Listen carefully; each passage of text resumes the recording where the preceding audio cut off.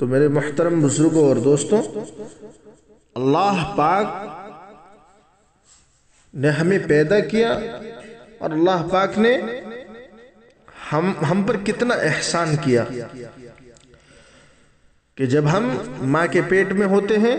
تو اللہ پاک ہمارے لیے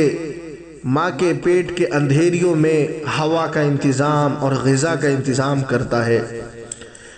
پھر جب ہم اس دنیا میں آتے ہیں تو اللہ پاک ہماری پرورش کے لیے کیا کیا انتظامات کرتا ہے۔ انسان بالکل لاچار اور بے بس ہوتا ہے، زبان ہوتی ہے نہ ہاتھ پیر، پھر بھی اللہ پاک اسے پالتا ہے، پوستا ہے، اس کے جسم کو طاقت دیتا ہے، اس کو سوچنے کی، سمجھنے کی اور بولنے کی قوت دیتا ہے۔ پھر آسمان اور زمین کے پورے نظام کو اللہ پاک چلا رہا ہے تاکہ انسان کو خوراک ملے، اس کو ہوا ملے۔ ایک طرف انسان کی اپنی لاچاری ہے اور دوسری طرف اللہ پاک کی رحمت کی بارش ہے۔ تو انسان جب اللہ پاک کی رحمت کی بارش کو دیکھتا ہے اور پھر اللہ پاک کی تعریف کا جو جملہ اس کی زبان سے نکلتا ہے اور وہ پھر یہ جو سوچتا ہے کہ میرا جسم اللہ پاک کے لیے جو ہے وقف کر رہا ہوں، اور پھر وہ یہ سوچتا ہے کہ میرے جسم، میری ساری قوت، میری مال، میری دولت سب اللہ کے لیے وقف ہے، سب اللہ کے راستے کے لیے وقف کرتا ہوں، تو انسان کی اس کیفیت اور جذبے کا نام شکر اور حمد ہے، اور یہ تمام بھلائیوں کی جان ہے۔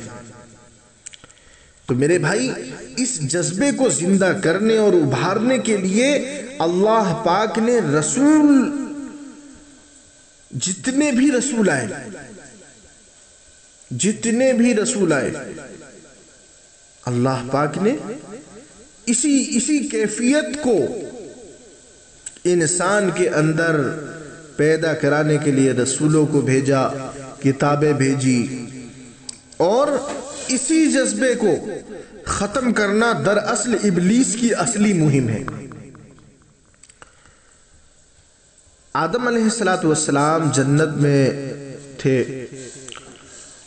ان کو یہ معلوم تھا کہ اللہ پاک نے ان کو اس درخت کے پاس جانے سے منع کیا ہے، لیکن پھر بھی وہ اللہ پاک کے اس ممانعت کے حکم کو توڑ بیٹھے۔